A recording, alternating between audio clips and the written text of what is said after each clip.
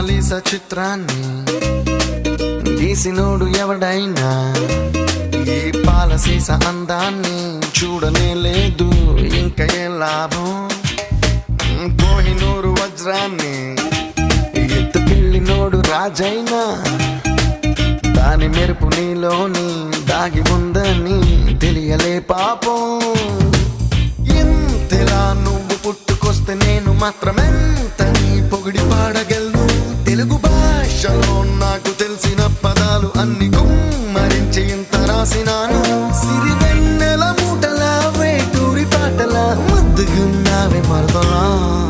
నిన్ను చూడగానే నా చిట్టి గుండె, నిన్ను చూడగానే చిట్టి గుండె గట్టిగానే పుట్టుకున్నదే. అదేమిటే